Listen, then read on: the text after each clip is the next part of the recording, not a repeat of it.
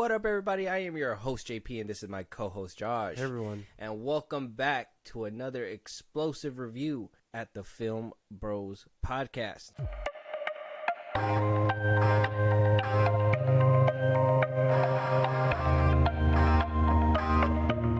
Yes, you guys heard me right. We are doing a review. I know you guys read the title. I do not care. You guys are getting a review today. Spoiler-filled review, probably. There's going to be pretty much spoilers. This movie has been out for a while, so if you guys haven't watched it, you guys should probably go watch it. And if you guys are just waiting for some spoilery stuff so you guys can go ahead and make your own decisions like this, well, we got you. Right, Josh? Yeah. We got you. We watch movies, good, bad, whatever, so you don't have to. Exactly. And we talk about it, and we have the conversation here.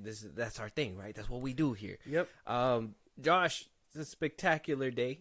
I know when we walked out of this movie theater, we were cheek to cheek, bro. Yeah. I mean, that sounded weird. Pause. We were smiling. Yeah. We were smiling cheek to cheek. Smiling, yeah. I we usually have this little conversation in the beginning, but I don't think that this is gonna be one of those reviews. I think we're basically on the same page about certain things about the movie. I think we're basically on the same page about everything. I think this is a straightforward movie. I don't think that it takes a lot of brain work for it as well. Yeah. So, I mean, I think a lot of people can enjoy it. Josh, you want to let them know what we're reviewing today? We are reviewing The Beekeeper 2024.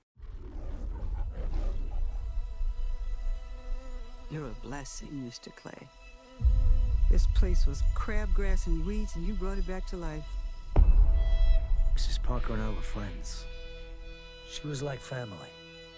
She was the only person who ever took care of me. I just got a message saying that there's a problem with my computer. Yes, ma'am, we got this. Yesterday, she shot herself.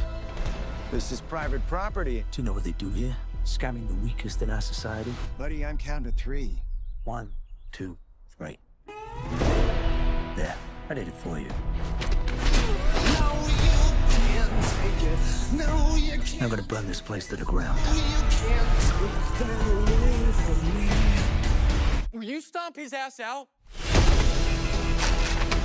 You're telling me one man did this. The only thing you know is he's a beekeeper. A beekeeper, a beekeeper? Well, that's not. The Beekeeper, starring Jason Statham, directed by the one and only David Ayer, director of The Suicide Squad, Bright, Fury, End of Watch, Training Day, Harsh Times. He's done it all. The Tax Collector, that even though I don't really agree with that movie, but that he's made it. He made the movie. Currently sitting at a 69% on Rotten Tomatoes. The tomato is fresh, and then also got a 92% audience score. Do you agree with this? You agree with the score? Yeah. I mean, maybe audience score should be higher, but that's because I really like this movie. But critic score makes sense. I understand from a technical standpoint that they usually go through that this movie could fall flat in some areas. So you think that some of the review that we have today, are you gonna have some agreeances with some of these critics? I at a think 69%, so. Do you feel like you're probably at a 69% with this movie? No, I'm way higher. I actually really like this movie, but that's including everything that action scenes and this and that. From a technical standpoint, characters and things like that, I can understand that a critic would look at it and this person probably didn't get this much surface, to them or whatever. And I mean, that's going to be part of the conversation later. So I think very good. Sounds nice. I agree with the score too. Well, not really the critic score, because I mean, maybe you could probably nitpick a couple things, but sometimes I think critics just like to say things just because they can. They're like, well, they're gonna listen to me anyways, and we're probably like the same thing. But at the end of the day, we give honest reviews, man. We're not just gonna be like, hey, David Ayer's shooting us some dollars, Warner Brothers is shooting us some money, we're gonna go ahead and give them a good review. They can't pay me to make Aquaman 2 good. no, I'd never sell my soul that way. Never. Beekeeper, at least with the 69% critics, I get it. It's not for everybody. This movie's not for everybody. And then, it's also an action flick. So a lot of people are like, thumb action. Get me out of here. I need a little bit more logic behind these scenes and yada, yada, yada. And then when they throw logic at you guys, guess what? It goes right over your head. Goes right over the head. So, The Beekeeper, like I said, got Jason Statham as Adam Clay. We got Emmy Raver Lampman as Agent Veron Parker. Josh Hutcherson as Derek Danforth. Jeremy Irons as Wallace Westworld. David Witz as Mickey Garnett. Michael Epp as Patisse. And Taylor James as Lazarus. And the list goes on. We get little things here and there. It was mostly surrounded by, I would say, Jason Statham for the most part. And The Beekeeper. Rated R. This movie was rated R. And it was a good, I think it was pretty good. This movie is currently in theaters right now. It's on top. I think a lot of people were like, oh, nothing exciting at the box office is happening.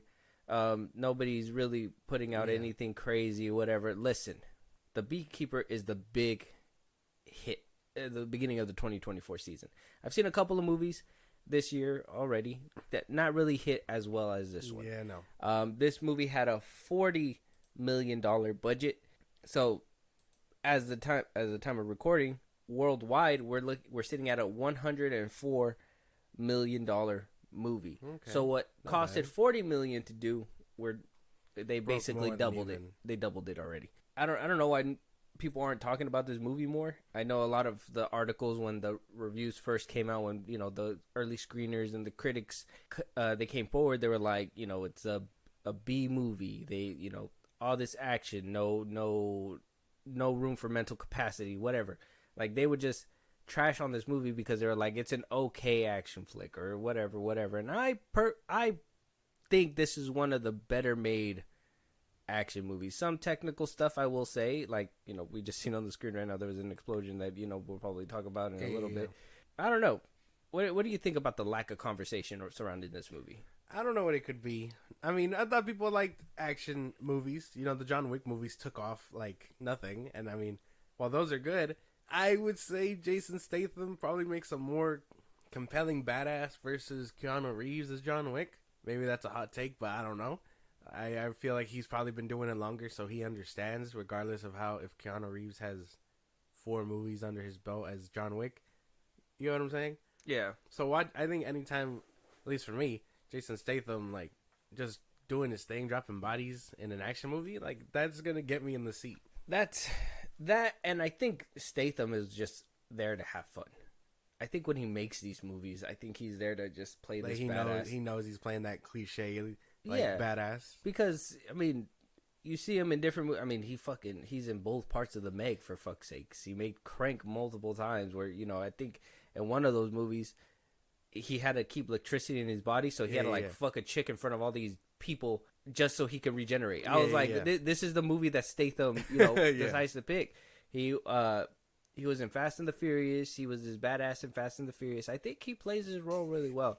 Now, when you say Keanu Reeves, I think Keanu is like looking for like a franchise. I think he always looks for that franchise where he can just come back. Where Statham, he'll play one character, be a one and done thing if he wanted it to. He's not looking for it to continue on and on. Because I mean, we already heard that, and we talked about it in an older episode. Go check it out. It came out this week. That David Ayer and Jason Statham are reuniting for another action flick. Yeah, that Stallone scripted. Sylvester Stallone scripted. He wrote the script for it. So, I mean, you could tell that Statham in these movies is just having fun. And I think that really, like we talked about during the Marvels review, Iman Vellani's like excitement to just be front and center in the camera and just, be in a Marvel movie. That's what Statham is when it comes to these action roles. He's just excited to do some cool shit, break some bones, and just get up in there and make you feel good. Regardless of script or anything like that, I think he just shows up to like give what I prefer and think is a good performance, and then move on to the next thing, whether he's kicking ass or playing a father, something a little bit more serious, punching a shark in the face. He still kicks ass. Like I've been seeing clips of that movie go around. So you can't really knock Jason Statham for just getting his bag. No, it's a good thing. I think this movie really just shines a light on what he's here to do, and he's to be that massive action star. For sure. So this movie kind of plays out kind of in an unorthodox way, but also in a very generic way, if that makes sense. So we see Jason Statham. He's a recluse. He chooses to, live off the radar. He doesn't do anything associated. He is a beekeeper. Yeah. He lives on the farm with his neighbor. She decided to rent him out the barn until one day, and this, like I said, there's spoilers. So if you guys don't want to hear it, I think you guys should walk away. But one day, she winds up getting scammed, and she takes her own life. It is what it is. She got scammed out of all her clients, everything. The beekeeper finds her. Her daughter finds her. They're like, "What is this white boy doing in this house?" or whatever. She thinks that he's getting let off the system, and he's basically here to show you that while you think people are getting let out of the system, I'm gonna make sure that I don't slip up on that department. I'm cleaning up after the system. Mm-hmm. So he goes on this rampage, stops the organization that scammed him, found out that there's an even bigger head because they decided to not let it go after he did it the first time. He decided to keep going up until we get to the point where it reached the very top. He winds up succeeding his mission, and then he goes about his merry way. There's a lot of action in between all that. So, so if it sounds like I'm simplifying it, I really am, because, I could say boom, bang, pow if you guys want me to. They have a conversation, boom, bang, pow. And then they have another conversation, and then boom, bang, pow. Yeah. So I initially walking out of it, I told you, I was having a good time. There was so much things in this movie where, like, I just... You seen me, I was just like, what the fuck? Like, he just did that. Yeah. He just told him that. He said those things. So when I walked out of that theater, like, walking in, I was like, okay, this is off. I think the last movie I seen from Ayer, I always go back to revisit Fury and, Training Day. I watch Bright, too. I know a lot of people didn't enjoy Bright, but I actually enjoy Bright with Will Smith and all that. So I'll go back to rewatch his movies. But I remember the last movie that he made, to me, was The Tax Collector. Yeah. So coming off that movie, I was kind of skeptical whether or not he was going to have another banger. Maybe he heard the criticisms for The Tax Collector and he improved. So walking in, I was kind of uneasy. I was kind of like, David Ayer got a miss in my book. So let me see where he stands here. Knocked it out the park. 100% knocked it out the park. It was an amazing experience for sure. What'd you think? What was your initial thoughts walking in, and what'd you think afterwards? I think walking in, I wasn't expecting it to be that good either. I thought it was just going to be an average action flick, which to some degree it was. But yeah, this was really good. This was so much better than... I think it added some complexities to the average flick. Yeah. Because I think that beginning where she got scammed, and that line that he said where it's like, when kids get scammed or hurt, they have their parents. But when old people get scammed, they're just left to fend for themselves. Yeah. And so when that happened, I was just like, yeah, that does happen a lot, right? And not a lot of people shine a light on it. I don't think any movies really brought that up at all. No. So, like, to see how that could ruin somebody's life, I think that's an important message in itself. Like, don't trust things on the internet. Don't click on things. I know everybody's chronically on the internet nowadays. I like straight off the bat when I was watching this movie, I was like, that's a first lesson right there. Don't trust anybody on the internet. You get an email, don't fucking click. Don't click it. Oh, you won this free gift. Don't fucking click it. Why would they give you a free random gift, bro? Why? Like what? It's funny. Okay, I'm gonna give you a story. So I was, I have coworkers and stuff like that, and I'm always busting balls. I'm like, PS5 is better, whatever, yeah, that's right, PS5, guys, PS5, PlayStation. I'm always like, oh, a PS5, like everybody should get a PS5. So I'm telling my coworker, you should get a PS5. He's like, I'm gonna get a PS5 when I get the money for it, whatever, blah blah blah. I was like, all right, good. Just make sure that one of these days you get a PS5, right? Yeah. One day comes to me with the phone. He's like, hey man, I found this PS5 they're selling. I found it online, $50. I said, $50? I said, where'd you get that from? And he's like, it was an email that was sent to me through Facebook or whatever, or he said it was a message through Facebook. You could tell he's an older cat already. I said He's Facebook. Facebook. And so he shows it to me. I'm like, I don't think that's a free PS5 right there. And he's like, or a $50 PS5. And he's like, no, yeah, man, it's legit. I put in my information, whatever. I'm like, don't put in your information. I was like, the first thing I was like, don't put in your information. You don't give anything your information, and especially if you think that it's too good to be true, probably is. $50 for a PS5, you're probably gonna get a small PS5, and then the rest of your bank account's gonna be cleaned out. Yeah. And then after watching The Beekeeper, I'm even more cautious about it now. So I think it's a good way to really shine a light on things. So I mean, I know a lot of it's not making Avengers type of money. I think people should go watch this just for the lesson in itself in that beginning. Well, yeah, because I mean, digital literacy was something I learned in high school. So I right out the gate, I was taught we are in the age of the internet.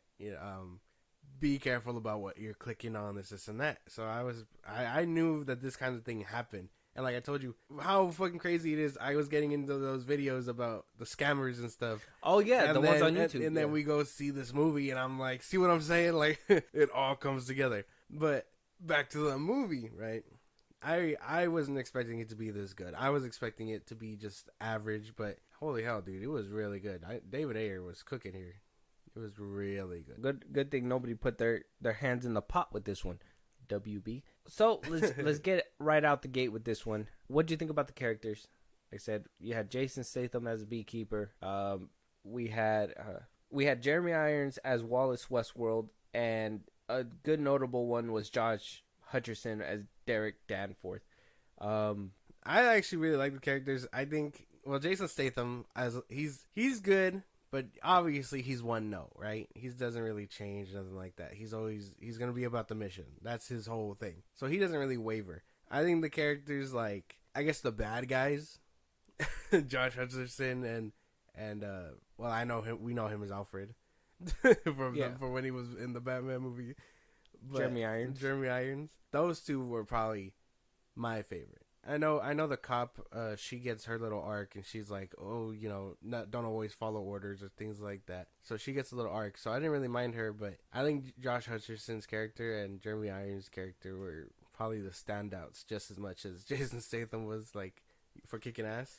I like the little banter. I like that he was like the handler, and Jeremy Irons was like the handler, and Josh Hutcherson's character was like this kid that just had mommy's money. Crazy for Josh Hutcherson that he's coming back too. That he made such an impressive comeback after FNAF.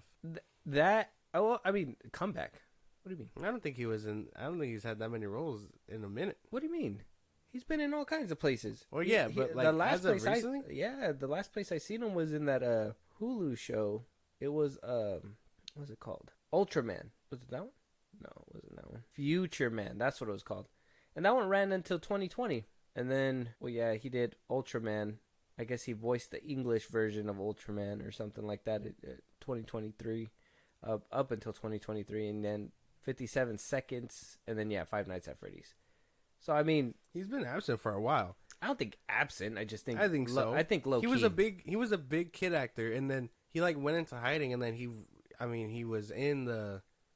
Hunger Games movies. He was just in Zathura. What? No, he was in as a kid. And Bridge of Terabithia. Yeah, as a kid. Yeah, and that was it. No, he was in that. And then the Hunger Games. Well, the Journey movie with The Rock.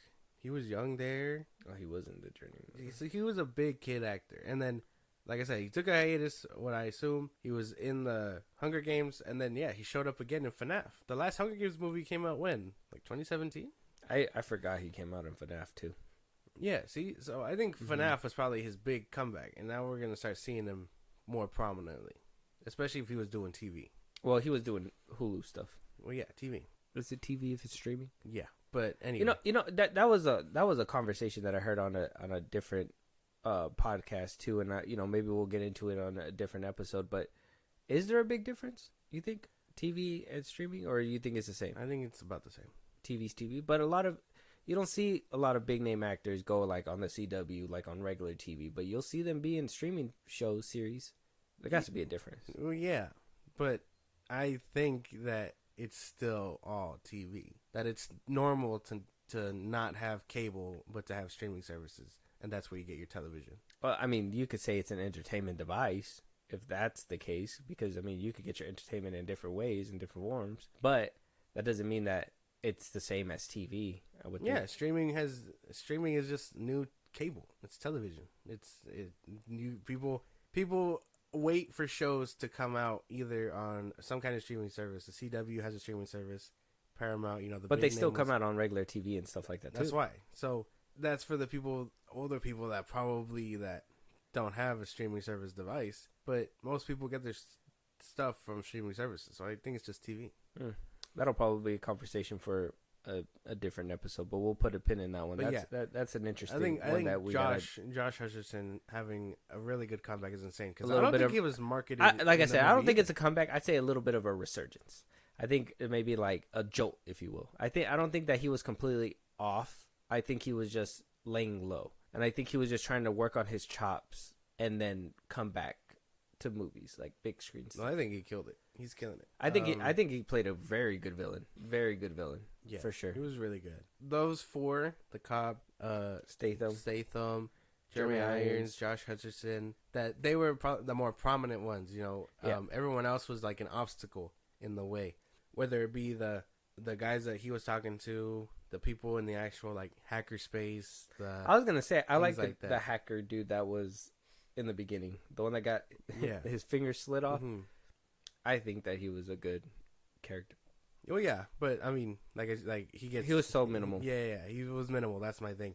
So his role could have been really good, but he got cut short basically. Yeah, but then the mom is the president. What's her name? The president. She was cool. I didn't mind her acting either. Mm-hmm. Then you had the guy who was the FBI agent or whatever. He was all right too. I've recognized him before. So, but I think the most ones that were probably giving like a real good performance were two cops, Jason Statham, and then the two bad guys, which are Hutcherson and Irons. But everyone else was all right. Yeah. Okay. Well, we can agree there. I think everybody did their thing. All four of them. I even think the actors that were there for a short amount of time even did their thing. They played like they were in pain, believably, for sure. Even the small role that the lady had in the beginning before when she got scammed and all that, I think that she did a very great job too, for sure. But there like you said, that maybe that's something that is probably a gripe, was that there wasn't too much to these characters. Even the four that were the main, right? I think Statham, his goal was only to stop the Josh Hutcherson. He didn't have any growth. I know. Yeah, no growth at all. And even by the end of it, he didn't even. Well, you could say like, oh yeah, well he didn't do what everybody thought he was gonna do, which was take out not only the son but the mother too. And he didn't take out the mother, so he just took out the son. And it was just like, I feel like that was supposed to be like a growth moment for him, like where, like we were just supposed to assume like he just became the bigger person and just made it about his target and not be like, oh, we got to take out the hive, like his training would said to have done. So I think that they try to give him that little growth there, but it just didn't hit that well because you didn't really have a second to sit down and be like, did he contemplate this? Is this something that he was, thinking about? Did Jeremy Irons get to him in the hallway? Like they didn't really make him think about it. So I don't know what it. Well, no, but I mean, to be fair, he had the mission accomplished. The mom was already talking about stepping down way before he entered the room. So I think his mission was still successful, regardless of like all that. You know what I mean? What do you mean she said that she was stepping down? Well, she was, I mean, they were already kind of spoiling the ending, but she goes that, oh, you funded my campaign with dirty money. I'm going to come clean if I have to be stepped down from being president, I will. So she was already gearing up to make that call. But how would he know that? He didn't know that. No, that's why. But, I mean, like you said, his mission was successful regardless. Yeah, no, well, I mean, according to his mission, he would have had to completely kaput him. So, if he didn't kaput him, that means that there was some growth. I think the queen is, like, metaphorical, too, because, I mean, he was the head of the whole operation. He didn't know that his mom didn't even know. She wasn't in on it. But she, according to the book, she still produced a bad egg. That's what I'm saying, is that they didn't. I guess that's where you can have that confusion, is that they didn't make it clear. Because you could say that he did have that growth moment, or you could say he didn't have that growth moment. Well, I don't think he had any growth. That's what I'm saying. Like, I think that ending was put there to, like, make you feel like if he either had a little bit of growth, but I don't think that was the only case. The only one that had growth was the cop, because then by the end of it, she started like, Which, she started second guessing it way at the end. But there should have been more moments of her being like, maybe we shouldn't be chasing him, and he's doing the right thing or whatever. Yeah, she was just like on his ass the whole time. I think the one that was kind of second guessing it, obviously on the sideline, was her partner. Yeah. Where like, why don't we just back up and let him do his thing? Yeah. And she's like, because it's the law. Exactly. And then it took Jason Statham and the end to be like, maybe you shouldn't be listening to the law. Like, not everyone is correct or whatever. Yeah. Which I understand. Which I get the message there. Yeah, because like there's loopholes for the laws, right? Where people get off scot-free, and if the law doesn't handle them, the Beekeeper will. Characters, obviously, there wasn't too much to them. I can say I think she was probably the one with the most arc as well. Jeremy Irons, I mean, he was just a joy to see, like him just be like, I'm gonna throw everything at this guy because I know how dangerous he is, and then Josh Hutcherson just playing his role, like, and I think it was a good way, and I think it was a good thing that they casted Josh Hutcherson, because it was supposed to be like this arrogant kid who didn't know what he was doing but felt he knew what he was doing. Yeah. And I think Josh Hutcherson played that shit really well. He did really good. I don't know if that was acting or him just being like, bro, I don't even know how to do this, but I'm going to do it anyways. He said cut forever ago, and I just kept going. Yeah. I think he really, to a T, played that role that he was supposed to. It was really good. Can't even be mad at his performance. He did really good there. Very good. So, world building aspect, obviously, I think this might be a one and done. But then again, David Ayer and Jason Statham are reuniting, so it kind of makes me wonder if something might be coming in the form of a sequel that is probably going to be named something different, or are we just one and done here? World building, I guess, I mean, if you're trying to say that there's a big organization above the organization, I think they did a decent job, but there wasn't nothing too crazy.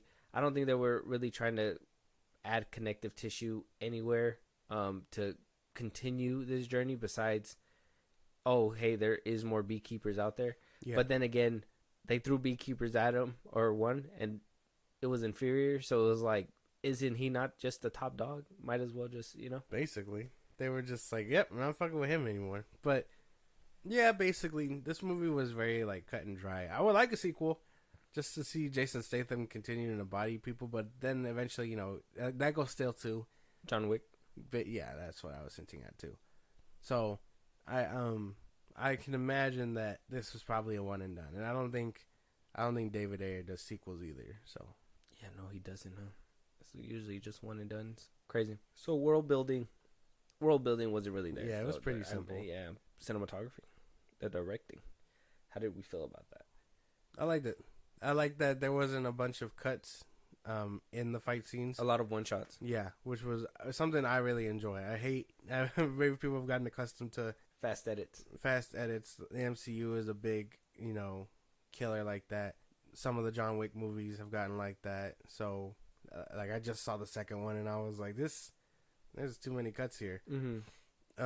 So I actually enjoy that he let us sit in the violence and all that. And even then, like, it's that final fight scene he has before he enters the room with the guy, the amputee, and there's no music there. You just sit with, like, the grunting and them hitting each other, and it's like, damn, he really put that shit together. Exactly. And thank you for bringing that up, because, like I said, David Ayer had the balls where Kevin Feige didn't. He had Jason Statham beat the fuck out of an amputee. I think that's what should have happened in Echo. 100%. Kingpin should have beat the shit out of Echo. It should have been insane. Should have been that way. But we got that fight, and I guess, I'm going to put the cinematography with the fight scenes, because I think that's where, like, it really popped. Yeah. The fight scenes were remarkable. I think the one shots that he did, and then the edits that, kind of pieced them together, went smoothly. The scenes where there's dialogue and, it's just him being a badass, and then he just proceeds to whoop ass, I think is great. And the camera angles that he used, I think it was in that hallway fight scene where he's clearing out the people, the Secret Service and all that stuff. And it's cool because first of all, he's obviously not hurting the innocent people, which is something that people have a big problem with. So if you notice throughout the movie, he really doesn't hurt any innocent people. He's giving them a chance to leave. I think the only 4 were the 4 people that he was just like, I don't care about these 4. I'm gonna leave this building. Either you're gonna be in here or you're not. Yeah. He tells a bunch of people to leave throughout the movie, and that is in his way not only mercy but also protecting what I assume is meant to be the hive, right? If you're not anything, you gotta get out of the way, and if you're in the way, then I'm gonna make you move. Yeah.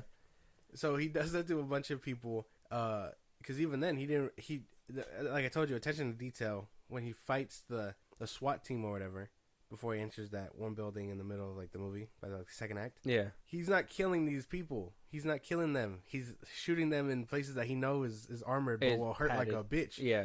So I really enjoy the attention to detail, and then the ones that he does kill, he kills them. Yeah, I thought it was cool when he was able to because they were all tightly in a ball, and he was able to slowly, if you notice, he was able to slowly move them and completely separate them, and then keep them in a circle. When he was popping them with bullets, he was just keeping them back and all that, and it's just a lot of, and like you said, attention to detail, because the way the SWAT moved, the way the military, the militiamen moved, like military training.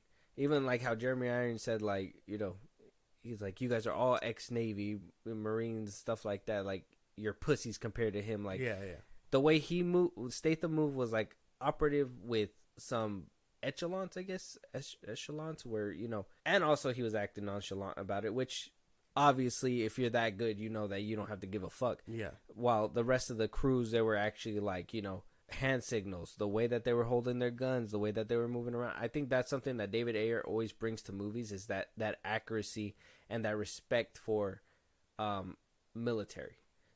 That respect for it's just shooting guns for some people and killing and just mindless violence, but the attention to detail when he's clearing these rooms out, separating them, the movements, the hand details, the gestures, it's all great. It just makes you so much more immersed in his films. I love it. Yeah, no, it is really good. That was one of my things, because there's a difference between, it kind of goes up as the movie moves through, if you really think about it. First, he faces no one with skill, which were just security guards, and then he faces hired guns, and then the militia, the SWAT team, and then the Secret Service, the CIA, things like that. So he went through a bunch of things, and you can tell that each one was like very detailed with how they worked. Because even in the beginning, they were reckless. They shot at his bees like it was gonna do something for no reason, and then he cleared them out like a bunch of chumps. Even the beekeeper that was coming for him, that I thought was insane, because she didn't care for civilians like Jason Statham cares for civilians. She was like, I'm gonna just kill this motherfucker, and I'm sure it's because she's fucking insane that she got the job. But even then, he was just like, what the fuck is this? This is insane. Yeah, that is great. The attention to detail was great. And you know what? Now that you mention it, as he went through the levels of people, you can tell how much more difficult it was for him, and how much more work he had to put into the craft. Because in the beginning with the barn, he just kind of just took them out one by one. It was just super easy. And then when he got to the people in the front, when he got to that actual like place that he blew up and all that, it took him a second, and then he had to bargain with these people, do all this extra stuff, and then obviously the military, and then we move up from there. Because he walked up into that first place like it was nothing. The one that really made me, I just can't do, bro, is when he put the gun in dude's mouth and made him bite it and his teeth cracked. That was insane. I was like, oh. Yeah, that was tough. Even I was like, God damn. Yeah, that one was a hard one for me. But the fight scenes, I mean, they were really good. We kind of made it a thing to rate the fight scenes too. But I mean, obviously we've seen a plethora. You've seen John Wick movies. I think the last one we gave it was on our Extraction 2 review. Yeah, that was the last action-packed one I think that we had watched of that year. What would you rate it from? We'll just go to 5 for this one. 1 to 5. I give it a 5. I don't think there was anything that could have been more done. Like, John Wick got creative, but this just felt very like textbook. They didn't need anything flashy, and when there was flashy, it really stood out. Mm-hmm. So I give this like a 5. 5. think I'm with you, man. I think even I think the fact that you were able to sit in those fight scenes, bro, it was just great. Like the camera work was amazing. The shots where he swooped down and had like the barrel of the gun above, Statham just kicking people's ass, bro. Ayer got that sauce for sure. He got the juice, 100%. It was really good. That's gonna lead us around to the plot. I think that was the last thing, and this is probably where the movie kind of takes a hit, right? Yeah. Because it's very straightforward, not a lot of complexities. Plot, like I said, plot was simple. He had to go after an organization. He went after them. No growth.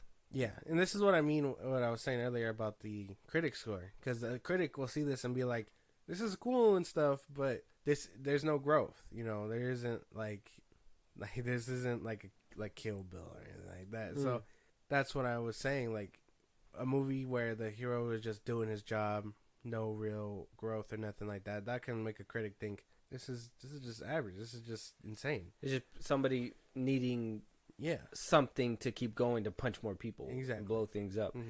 That's where, you know, when I was reading reviews where like all that mindless violence was coming from, because I get it.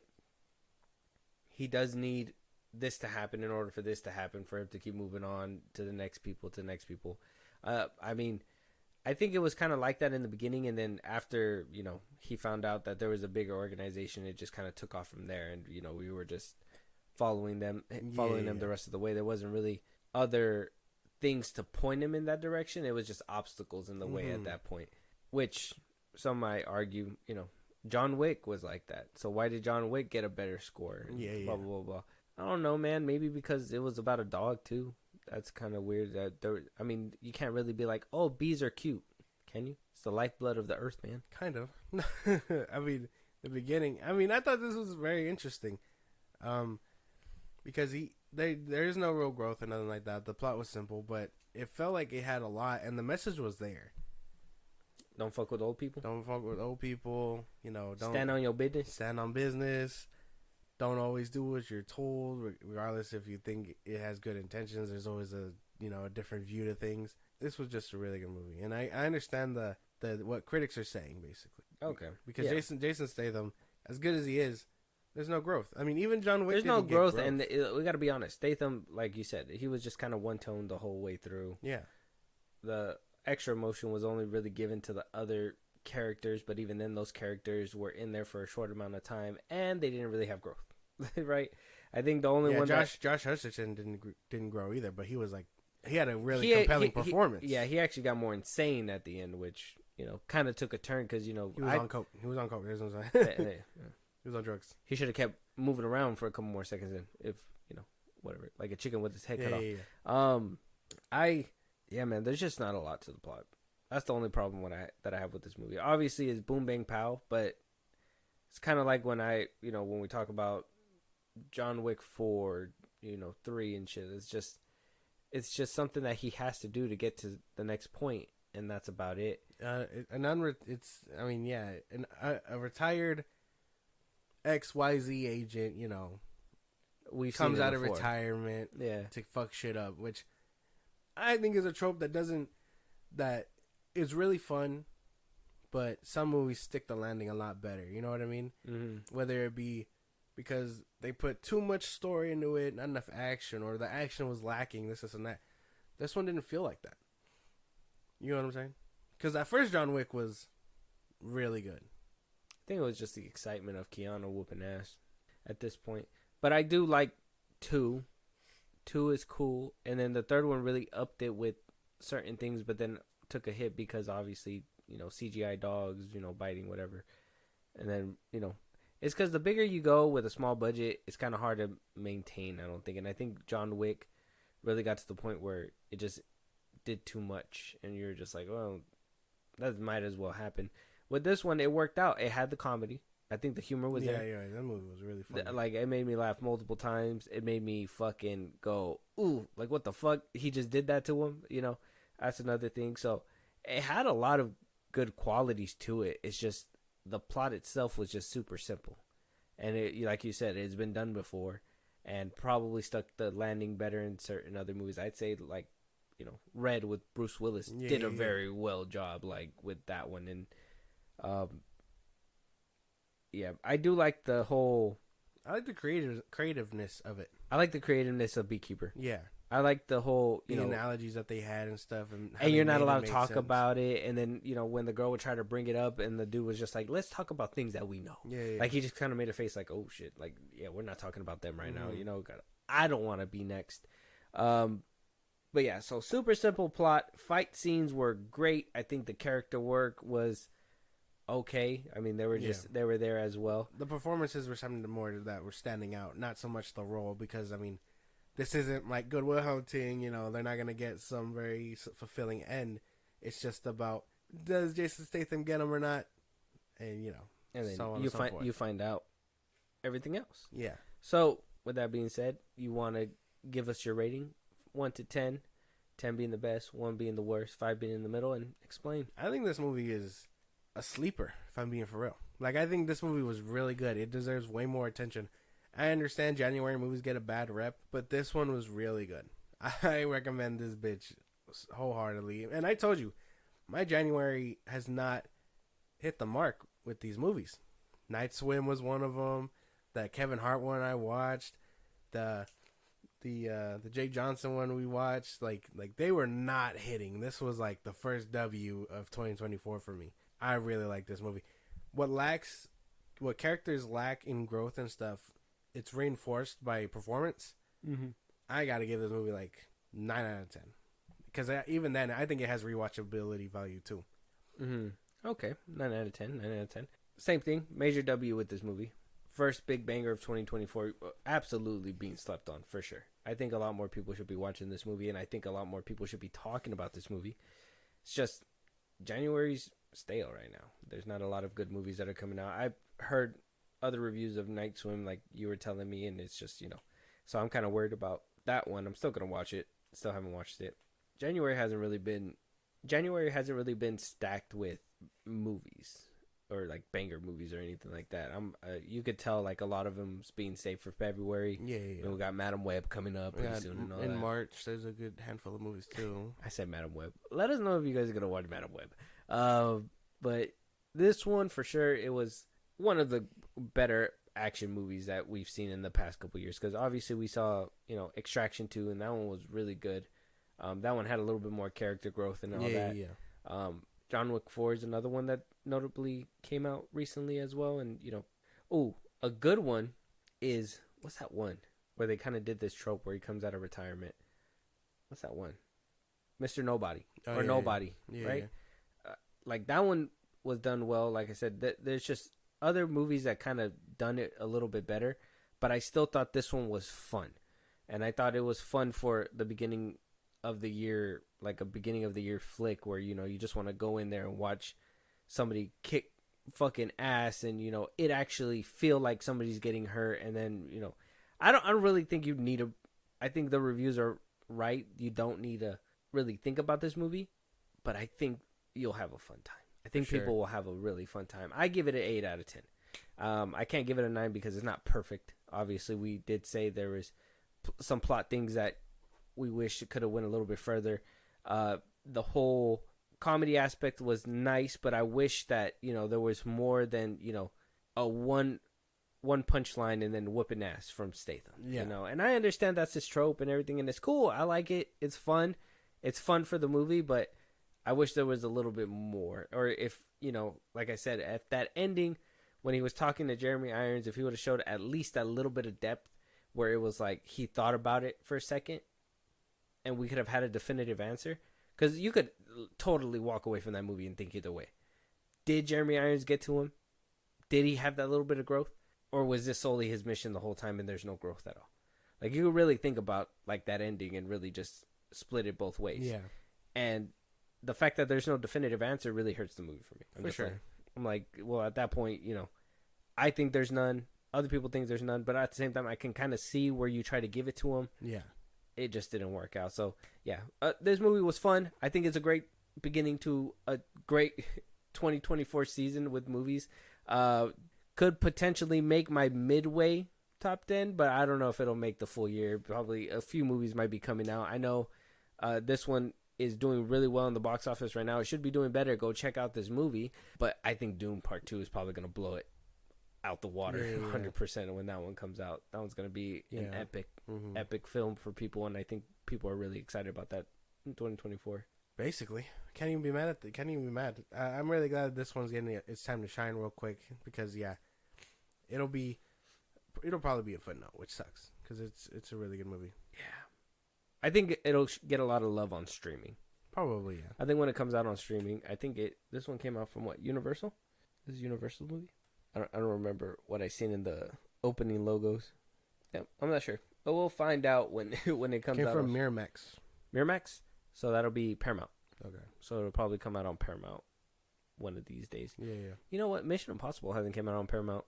I think that one's on Prime. Oh, is it? Yeah. I think I've seen an ad for it on Prime. Crazy. But, yeah, that's going to be the end of our review. The Beekeeper, like I said, is out right now. If you haven't showed it love, go show it love. It's really great. Great little flick. I think really, really does something different with the whole action, boom, bang, pow genre for sure. Attention to detail is crazy in this movie. With that being said, though, if there's any other movies that you guys want us to review, any topics that you guys want us to talk about on this podcast, if you guys want to catch a live one of these days or support us in a big way, Josh, go ahead. Twitter, TikTok, Instagram at FilmBros Podcast. We post new episodes are up. You can hit us up there for any news or movies you want us to cover. Buzzsprout, links in the bios of the socials I just gave you. You can support us there. It's like a Patreon. You subscribe. We give you shout outs. You get a special person on the side. You can help us grow. Fair game in my book. We'd appreciate it. Be a part of the conversation. Twitch at FilmBros Podcast. Keep your notifications on. We will be starting again Saturday and throughout the week. You don't want to miss it. Listen to us anywhere you get your podcast at FilmBros Podcast. Spotify, YouTube Music, Apple Podcasts, things like that. One bunch of sites. Check us out. And then you can subscribe to our YouTube at FilmBros Podcast. Yeah, and with that being said, we'll talk to you guys on the next one. Talk to you guys later.